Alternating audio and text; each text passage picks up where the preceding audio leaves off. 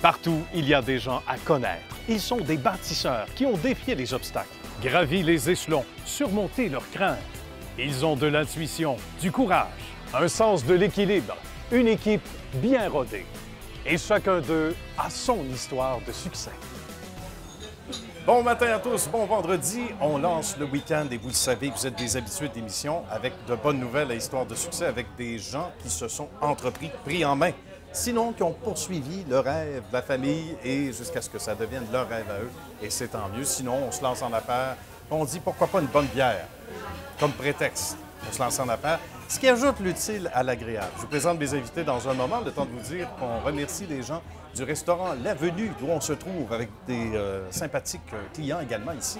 Et la belle équipe du restaurant L'Avenue, Louise et toute la grande famille du restaurant qu'on salue et qu'on remercie de nous accueillir aujourd'hui. Salutations à nos invités aujourd'hui. Catherine Claude des vêtements Parallèle Sportive Plus. Bonjour Catherine. Bonjour. Merci d'être avec nous. On salue Vincent Kelly de Saint-Livac, entreprise qu'on connaît bien également. Bonjour Vincent. Alors, on salue aussi l'ami Carl Bertillon du domaine du même nom. Comment ça va, Carl? Ça va très bien, vous? Ça va bien, merci, Carl, qui s'est lancé. Et on commence d'ailleurs avec vous dans le domaine, donc, et c'est le cas de le dire, de la bonne bière. Ça fait du bon monde, ça, vous allez voir. Et vous allez tout comprendre. On est allé visiter Carl au cours des derniers jours et on regarde ce que ça va. On est au domaine Bertillon avec les amis Carl et Sonia et on prend une bière parce qu'il sera midi dans quelques minutes. Comment ça va, messieurs, dames? Ça va très bien. Ça va bien, très heureux que vous nous accueilliez ici. C'est charmant comme endroit et on comprend pourquoi c'est des gens qui sont non seulement adorables, mais pas stressés, Carl et Sonia. Parce qu'ils n'ont pas à vivre avec le trafic à chaque matin. La maison est tout juste derrière. Le parc des enfants, on est à Saint-Jean-sur-Richelieu. Le parc des enfants qui s'étend jusqu'à Saint-Constant, bien, est grand longtemps. Mais bref, c'est assez extraordinaire parce que là, on parle de conciliation, travail-famille. Vous formez un couple, vous avez deux beaux enfants, William et Magali que l'on salue et qui nous regarde en ce moment, pas très loin, sur le moniteur, gros comme ça, à Saint-Constant. Non, blague à part, c'est charmant de pouvoir aussi partager sa vie personnelle et de travailler avec la personne qu'on aime. C'est quelque chose de spécial, mais de le faire dans un environnement aussi, j'allais dire, aussi cool, aussi intéressant, ça doit être une valeur ajoutée assez spéciale. Puis ça, quand vous l'avez mijoté, quand vous y avez pensé probablement tous les deux, il y a quelques 2 ans et peut-être plus, c'était clair? C'était ça le plan de match? C'était ça que vous voyez aujourd'hui, qu'on réalise aujourd'hui? Ben, pour moi, oui. Oui? Ben, moi, c'est venu. Oui, ça en est venu à ça, en fait. Là. Ouais. Au début, c'était le projet, c'était plus le vignoble. Ça s'est transformé en microbrasserie. Puis là, OK. Ça a commencé par l'idée du vignoble. oui, pour se rapprocher plus du côté agricole. OK. Puis après ça, on s'est formé là, pour la microbrasserie. Fait que, puis là, vu qu'il était déjà cultivateur, l'orge, c'était facile. C'est pas trop un problème. Non, c'est ça. Mais vous avez tous les deux un côté artistique très développé. Et là, dans le choix, c'est pas tout. Parce qu'il y en a beaucoup de microbrasseries, c'est clair. Ils ne sont pas tous aussi fins que vous autres, là, c'est sûr. La bière est aussi bonne. Mais, blague à part, c'est sûr qu'il y a de la compétition, puis il faut se démarquer, puis il faut que sur les tablettes, parce qu'on parle de 200 quelques points de dépôt chez vous, et ça augmente à chaque minute, comme dans un téléthon. Mais blague à part, et après le reportage, sans prétention, je pense que ça va intéresser d'autres gens qui détiennent peut-être des dépanneurs, des marchés, etc. On va les inviter à vous appeler, mais ce que je veux dire, c'est quand on regarde l'ensemble du portrait, il y a une augmentation, mais comment on fait pour se démarquer? Ça passe par le côté artistique. On va parler des personnages, parce que chaque bière, les IPA entre autres, il y a une gamme, il y a des gammes en fait. On peut expliquer un peu aux gens, Carl, Ouais, ben, on a ce qu'il y a différentes derrière. gammes. Moi, j'ai tout été amateur de médiéval fantastique, puis ça, de cet univers-là. Puis c'est un univers qui n'était pas trop exploité non plus Dans les bières? le domaine de la microbrasserie. C'est vrai? Il y avait quand même de la place là-dedans, puis ça me faisait triper. Fait que on a sorti des bières, comme pour l'instant, on a différentes gammes. Pour exemple, la gamme des elfes, c'est toutes des bières un peu plus accessibles. Goûteuses, mais quand même accessibles un peu plus. Pour la masse, là, en fait, Ouais. tu as plus de chances que tout le monde. Moi, j'étais amateur de Scotch Ale, fait qu'en partant, oui? j'ai développé plusieurs Scotch Ale. La série Sainte-Gobelin, on a les IPA, c'est des baves de troll. On s'amuse à jouer là-dedans. Là, pour l'instant, on a 2 gnomes qui sont des bières aux fruits. Les 2 qu'on a pour l'instant sont brossés avec des raisins de notre vignoble.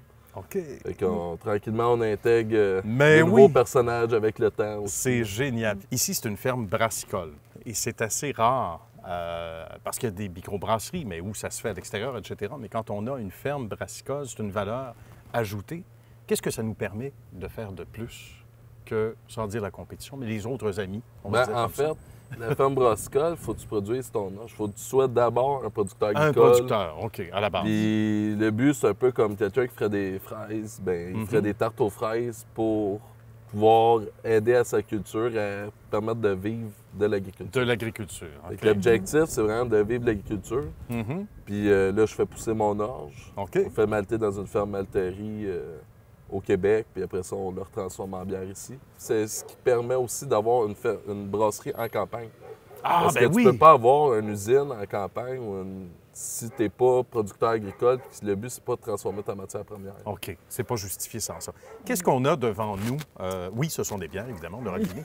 Mais pour expliquer un peu les différentes sortes, parce qu'il y en a plusieurs, quoi, une quinzaine, on disait? Ouais, environ une quinzaine en ce Environ une moment, là. quinzaine. Il y en a d'autres qui s'en viennent. Donc là, on choisit un nom, on choisit un dessin avec Jean. Tout ça se trame et se travaille à l'avance. Mais qu'est-ce qu'on a comme, pour expliquer un petit peu aux gens les différentes variétés, là, ce qu'on retrouve ici? Ben, là, en ce moment, on a l'eau claire, qui est Oui. ma blonde la plus accessible, si on veut, un peu plus classique. Mhm.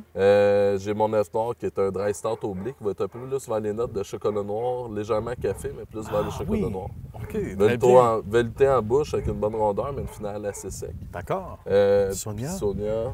La Vermine, qui est une Scotch Ale. En OK. ce moment, c'est notre Scotch Ale la moins forte.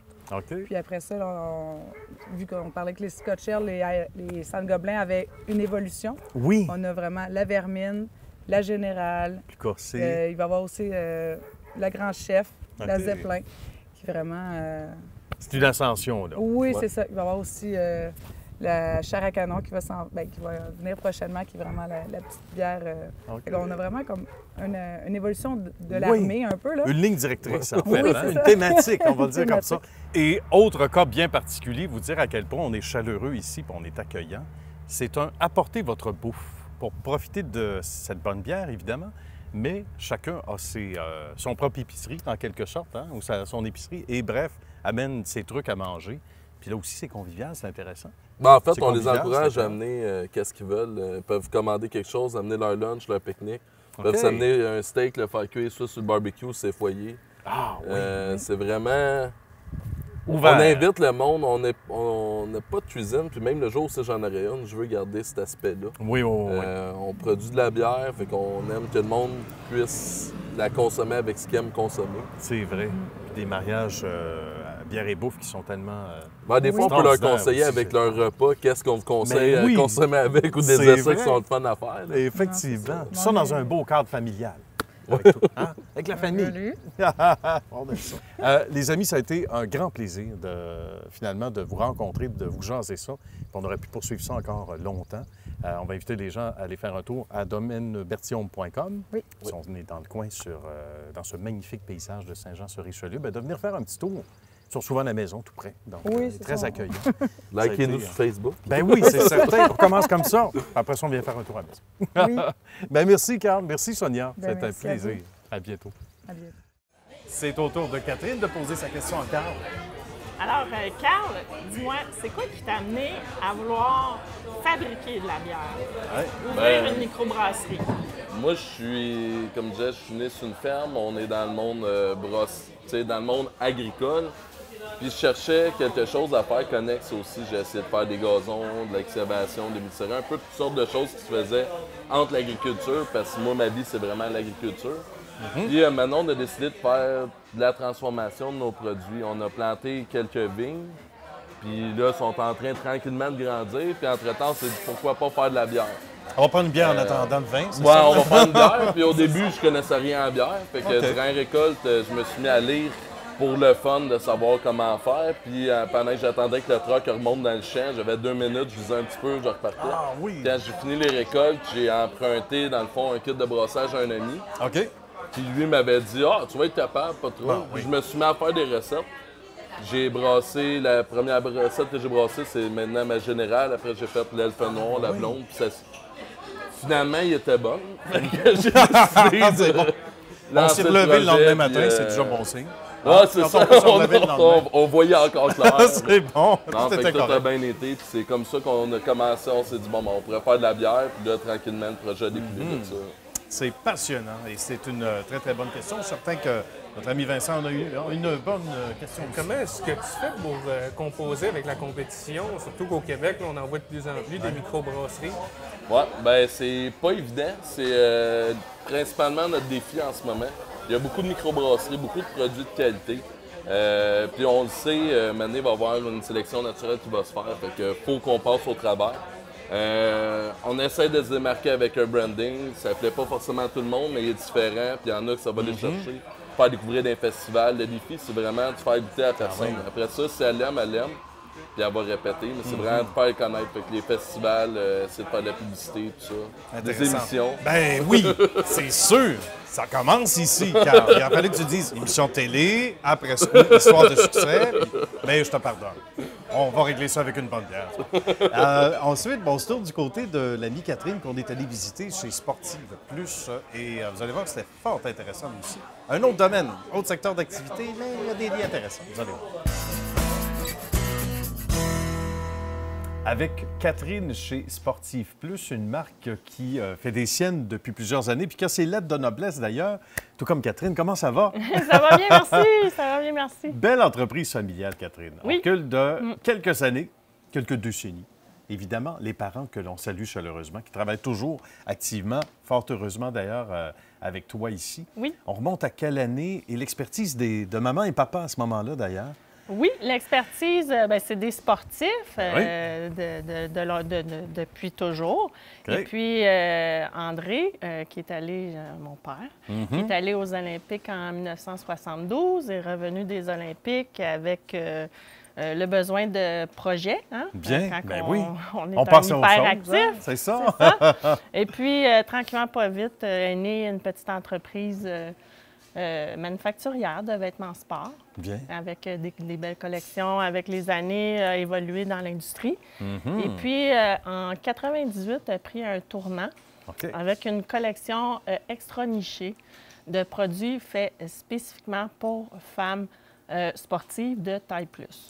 De taille plus. La maman, à travers ça, elle était professeure d'éducation physique. La maman qui était professeure d'éducation physique enseignait pendant les débuts de l'entreprise et puis a rejoint l'entreprise un petit peu plus tard. Bien. Donc, il y avait des atomes crochus avec le sport, hein? Oui, oui, oui. Dans la famille, ça devait jaser, puis ça jase encore de sport. Oui, c'est ça. C'est merveilleux. Donc, l'étiquette davantage pour les dames sportives de taille forte, c'est assez unique. C'est encore assez unique aujourd'hui, mais ça devait l'être davantage surtout ces années-là, quand c'était le temps de mettre le pied sur le marché, non? Oui, exactement. Au tout début, oui, c'était unique.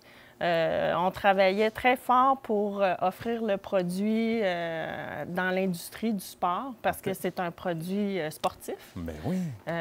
Par contre, la taille plus, elle n'était pas présente dans cette industrie-là. Puis inversement, les entreprises taille plus ne faisaient pas vraiment des vêtements de sport. Donc, il fallait ouvrir le marché. Justement. Puis c'était précurseur. C'était une idée, une initiative que forcément personne n'avait eue avant. Oui, c'est vraiment l'idée est venue de Ginette, qui a vraiment dit, moi, j'ai envie de me servir moi-même et puis servir la clientèle qui me ressemble et qui est sportive, femme... voilà. Femme ronde. Oui, parlez-moi de ça des gens qui ont ce bel esprit entrepreneurial, parce que ça en prenait un. Puis ça n'a pas été des années faciles économiquement au Québec, ces années-là aussi, donc raison de plus. Et aujourd'hui, comme dans toutes bonnes entreprises familiales où les parents demeurent ou sinon lèguent éventuellement, toi, tu prends la relève depuis déjà quelques années, mais là, de plus en plus au sein de l'entreprise. Et comme deuxième génération, on amène ça souvent à un autre niveau. Et bien appuyé par ce qui s'est fait avant et inspiré par ce qui s'est fait avant.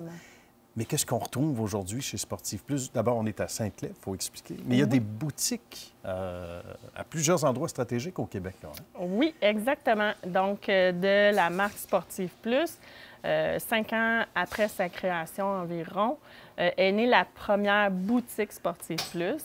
Donc, qui offrait tout ce qu'on pouvait trouver pour la femme active sportive de taille plus. D'accord. Cette entreprise-là, cette boutique-là qui est née à Montréal, comme je racontais au tout début, quand on est manufacturier, notre expertise n'est pas tellement dans le commerce de détail. Voilà, c'est nouveau. C'est un autre monde aussi. C'est un autre monde. Ouais. Mais vraiment, après l'avoir fait, on réalise que c'était la bonne chose à faire. Je pense qu'en même temps, on a ouvert les yeux à quelques manufacturiers aussi. Bien. On travaille aussi en partenariat avec des manufacturiers. On voit leur collection, ce qu'ils font, puis on leur demande de l'adapter pour nos clientes. Intéressant, le meilleur des deux mondes, oui, finalement, exactement. ou un mariage parfait en quelque sorte. Et là, ben, ça se passe au-delà du Québec, de plus en plus. Ça fait partie. Oui, ça se passe au-delà du objectifs. Québec parce que le produit, justement, qui est extra niché, c'est un produit qui est parfait pour l'exportation. Puis on le voit aussi dans notre site Internet, qui est un site transactionnel, que les clientes achètent nos produits à travers le Canada, aux États-Unis. Puis on a même des clientes en France, en Belgique, en Suisse qui nous écrivent des messages et nous demandent où on pourrait trouver vos produits. Oui. Allez-vous ouvrir une succursale? Êtes-vous ouvert à des franchises en Europe? C'est souvent la question. Oui, on imagine la question, mais en attendant, vive le web, c'est merveilleux. Et pour ceux et celles qui viennent dans vos différentes boutiques, l'expression, on disait tantôt à micro fermé avant d'aller en ondes, pour ces gens-là, il y a très peu de boutiques qui offrent ça, évidemment, qu'on soit à Montréal ou ailleurs au Québec, peu importe. Ils n'en reviennent pas, là. Ils veulent passer la semaine, ou à peu près, avec raison. C'est certain qu'on a fait un salon de plein air à Montréal il n'y a pas tellement longtemps. OK. Puis une cliente qui est passée devant le kiosque s'est mise à crier.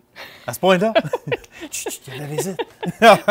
C'est vraiment parce que c'est magnifique de pouvoir s'équiper quand on fait du sport, quand on est une femme sportive, d'avoir la possibilité de s'habiller joliment, avec un vêtement performant. Est obligé d'aller chez les hommes, souvent, dans certains cas. Bien, c'est certain que des fois, c'est une option.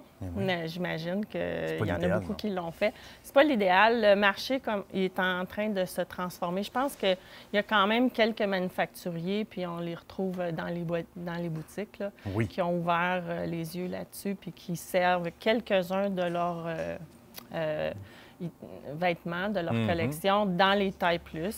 Il y a beaucoup de compagnies qui font des tailles agrandies. D'accord.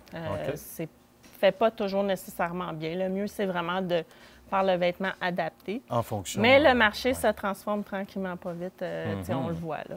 On jette un coup d'œil pendant qu'on voit des images, justement, sur le côté manufacturier. Ce qui se passe en arrière du décor ici. Et ça, c'est fascinant. Et c'est vraiment notre boutique ici, Atelier, qu'on appelle, à Sainte-Clette. On a entre autres les 3 autres boutiques à Québec, à Boucherville et à Laval. On invite les gens d'ailleurs à aller visiter ces boutiques-là. Et pourquoi pas, et si vous êtes dans le coin, vers l'ouest de la région métropolitaine, venez faire un tour et saluer Catherine et les amis, bien sûr, de Sportive Plus. Merci beaucoup, Catherine. Oui, C'était un bonheur de faire un petit tour ici. Salutations à tout le monde, évidemment, de la belle équipe.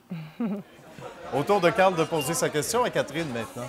En fait, comment la compagnie en est venue vers les tailles plus? Oui, la compagnie qui est manufacturière depuis un bon moment, depuis 1979, avait des collections de vêtements sport déjà sur le marché du détail dans les hommes et femmes. Et puis, ils ont vraiment vu qu'il y avait un manque au niveau des vêtements sport pour femmes de taille plus.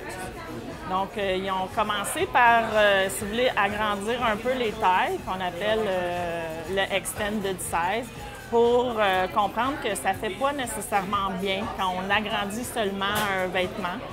Puis, ils ont vraiment décidé de se lancer dans un produit avec des patrons faits spécifiquement pour les femmes de taille plus, donc des designs aussi choisis, des matières premières techniques et faits justement spécifiquement. Qu'est-ce qui démarque votre entreprise par rapport aux autres entreprises de vêtements taille plus pour femmes? Dans le sport, ce qui est particulier, c'est qu'on a des besoins particuliers. C'est vraiment des tissus performants. On parle soit imperméables et respirants pour des manteaux, des tissus qui font la gestion de l'humidité. On parle d'anti-moisissure, anti-UV, anti-taches, qui sèchent rapidement. Donc, vraiment des vêtements pour le voyage, l'aérobie, le yoga, le golf, natation, course, vélo. Yeah. Tout est là. Presque le Scrabble, éventuellement. Hein? Ça s'en vient, on travaille là-dessus. Les en blague, des technologies aussi qui sont entrées dans le portrait. Dans ici, le vêtement sport, la technologie, important. c'est très important. Fait que c'est pas juste un vêtement taille plus, c'est vraiment un vêtement sport taille plus. Ben, merci beaucoup pour ce beau reportage, Catherine. Ça a été fort intéressant. On se tourne, vous l'aurez deviné, c'est à son tour, du côté de Vincent qu'on est allé visiter. C'est Sanivac et on regarde ce que ça donne. On est chez Sanivac, une si belle entreprise familiale avec une aussi belle relève. D'ailleurs, bonjour messieurs, dames. Bonjour. Merci de nous accueillir. On est en pays de connaissances. D'abord, ce qu'on retrouve ici, à ma gauche, on voit ça dans des événements, entre autres, et plus encore, des chantiers de construction et tout et tout. Et combien d'autres activités, on va en parler ensemble. Mais d'abord et avant tout, l'historique, peut-être, Caroline, au départ. Comment cette belle aventure-là a commencé? Il y a quand même quelques années, il faut dire. Oui, en fait, c'était en 1961. OK. C'est notre grand-père, Oui. John Kelly, qui a commencé la compagnie, en fait, de son sous-sol dans sa maison. Ah oui, hein? Et depuis, là, la compagnie n'a pas cessé de croître et de prendre l'expansion. Donc, pour en être aujourd'hui, où on en est aujourd'hui, il y a eu beaucoup de dur labeur de la part de notre grand-père. Et ensuite, il y a eu la deuxième génération de nos parents. Bien. Et puis, nous, la troisième génération qui vient de prendre possession cette année. C'est extraordinaire. Bravo et félicitations d'ailleurs pour votre belle acquisition. Chacun d'entre vous, vous y amenez du sien, puis on va en parler à tour de rôle. Mais d'abord et avant tout, à quoi ça ressemblait en 60, le grand-papa, le sous-sol? Et ça, ce sont de belles histoires peut-être Oui, au c'est départ? des belles histoires. C'est sûr que mon grand-père a commencé parce qu'il a fait un appel pour vider sa fosse septique. OK, ça a commencé Puis, comme ça. le monsieur, la compagnie en question, je pense qu'il y avait 3 semaines, 1 mois d'attente. Et Fait que mon grand-père a eu le déclic de dire s'il y a de l'attente comme ça, bien, il y a de l'ouvrage il y a un là-dedans. besoin. Fait que, On va s'en occuper soi-même pour la il maison. s'est lancé là-dedans. Et là, après ça, il y a eu donc la deuxième génération, les parents, qui ont suivi. Et qu'est-ce qu'on vous a raconté par rapport à ça? D'abord, peut-être Vincent. Les parents ont pris la relève au courant des années entre 72 et 78, 1972-1978. OK. C'est 4 frères qui se sont joints à la grand-mère et au grand-père. Bien. Dans le fond, c'est une aventure familiale complètement. Les 4 frères se sont joints chacun dans leur secteur d'activité dans l'entreprise, autant un dans la vidange de fosses septiques, l'autre dans le niveau opérationnel de l'entreprise, l'autre dans la mécanique de l'entreprise et l'autre dans le marketing et les soumissions. Donc, chacun sa spécialité. Ça ressemble à quoi? Donc, aujourd'hui, Caroline, on disait les différents services quand on arrive en 2017-2018. Après ça, je vais vous demander quel est justement votre rapport personnel. Mais d'abord, Caroline, ça ressemble à quoi, ce qu'on offre en ce moment? Aujourd'hui, on offre encore le nettoyage d'égouts. On a laissé tomber l'installation de fosses septiques. Par contre, on les vide encore. D'accord. Donc, vidange de fosses septiques, nettoyage de trappes à graisse, nettoyage d'égouts, pompage de tout genre. On fait aussi le service sur des blocs sanitaires. D'accord. Donc, on a vraiment une panoplie de services assez variés, tout qui entoure les matières brunes. David, il faut parler du camion qui se trouve derrière vous, vous trois.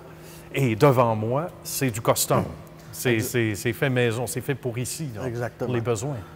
C'est des camions que à peu près tout ce qu'on n'a pas fait là-dessus, c'est le réservoir. On l'a commandé comme ça, mais tout le reste, c'est sûr qu'il y a certains items qui ont été achetés tout fait, mais tout l'assemblage a été fait ici par nos équipes. Bien. En grande partie aussi, certaines modifications qui ne se trouvent pas sur le marché, qui sont pour Ils sont secrets à vous. le citoyen ordinaire ne pourrait pas faire la différence, mais Bien. il y a beaucoup de modifications qui sont faites ici avec nos innovations personnelles, avec tout le temps. Puis quand on dit qu'on fait nos camions, c'est un camion, ça nettoie des puisards. D'accord.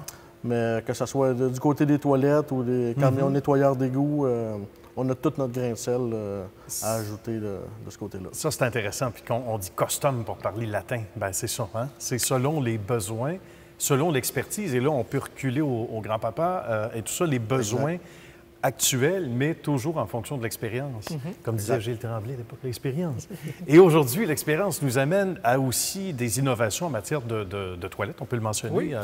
Vincent, Qu'est-ce qu'on retrouve, entre autres? Il y a de la réparation aussi sur les sites. Bien, oui, c'est sûr, certain. Au niveau des toilettes, il y a la livraison, il y a le retour à faire. Quand ça revient, on s'entend que c'est pas tout beau, surtout rendu à près de 5000 unités. Ça revient beaucoup endommagé. Des chantiers de construction, des événements, beaucoup de réparations à faire. Ce qui nous démarque de la compétition sur le niveau des toilettes chez Sanivac, c'est la propreté de nos unités. Vous ne verrez jamais une unité rentrer sur un chantier de construction ou un événement qui est endommagé. Pour nous, c'est hors de nos principes. Il faut qu'il y ait les 4 collants nœuds, les toilettes soient bien entretenues. Il ne faut jamais qu'il y ait rien d'endommagé dans le plastique. C'est un peu comme un monsieur patate, une toilette. Tu changes des morceaux, puis le tour est joué, la vie est belle. Alors, c'est un peu important pour nous aussi de se démarquer comme ça. Il ne faut jamais qu'il y ait un petit bobo après un coin, un mur. Vraiment que ça soit bien entretenu, bien lavé. Quand on fait une livraison chez un client, il faut que ça ait l'air neuf. C'est pas compliqué. Et que ça soit une toilette qui a 1 an d'âge ou 10 ans d'âge, il faut qu'elle soit bien entretenue. Et si ce n'est pas bien entretenu, ça ne passe pas aux normes. On travaille dans le domaine de la propreté, donc c'est important que ce soit justement impeccable, comme vos camions d'ailleurs, c'est assez fascinant. Et qui dit propreté, dit virage vert aussi de plus en plus, puis ça c'est précieux au plan de match et vers l'avenir aussi, on va vers ça de plus en plus. Bien, depuis qu'on a fait des installations ici, on a toujours évolué. On cherche toujours à être un exemple à suivre comme entrepreneur. Dans le fond, au niveau de tout ce qui est eau qu'on consomme chez Sanivac, c'est de l'eau qui provient des drains de toit. Notre bâtiment est assez immense, alors on peut se permettre de récupérer l'eau qui vient de tous les drains de toit dans des réservoirs. Bonne idée. Et quand les réservoirs tombent pleins, par la suite, on peut envoyer l'eau vers la ville. Quand c'est en temps sec, on peut se tourner de côté et utiliser l'eau de puits artésien qu'on a fait installer dans les sols à l'avant du bâtiment. Et l'eau des puits artésiens est traitée dans des filtreurs qui, par la suite, est emmagasinée dans des réservoirs. Alors que ce soit en temps sec ou en temps de pluie, on utilise toujours de l'eau qui est 100% naturelle. On réussit à économiser par jour environ 35 000 gallons. Bien, David et évidemment Caroline, Vincent, ça a été un plaisir. Salutations à toute la famille, salutations à la famille élargie également de Sanivac, tout ce beau monde qui travaille corps et âme à chaque matin, qui fait un beau travail, toutes ces personnes concernées. Merci à vous. Et bravo, bonne suite de succès, c'est bien parti. Merci de prendre la relève et bravo encore pour votre belle acquisition. Merci. Merci. C'est-tu venu naturellement de toi de reprendre l'entreprise familiale ou ça a été comme par nécessité? Non, du tout. Dans le fond, Caroline, David et moi, les 3 copropriétaires de l'entreprise, ça a été extrêmement facile à prendre comme décision. On a toujours travaillé dans l'entreprise depuis qu'on est tout jeune et on avait tous les rudiments opérationnels de l'entreprise. Il nous manquait certaines choses à aller acquérir, mais quand tu es bien encadré et entouré, tout se fait naturellement. Alors, ça va très bien. C'est intéressant, c'est aussi une belle inspiration, d'ailleurs, de poursuivre le rêve familial et la belle entreprise familiale. Bien, on va se quitter, mais non pas sans, bien sûr, vous demander vos sites web respectifs. On commence avec Carl. DomaineBertillon.com. Très bien. Pour le domaine Bertillon, ma chère Catherine. Sportiveplus.com. Très bien. Et pour Sanivac, Vincent? Sanivac.ca. Très bien. Donc là, vous allez avoir le temps, avec un petit café ou une bonne bière, de mon ami Carl à la main, regardez le site web de chacun de nos invités ce matin. Merci d'avoir été là. Ça a été un grand bonheur et nous, on se retrouve la semaine prochaine.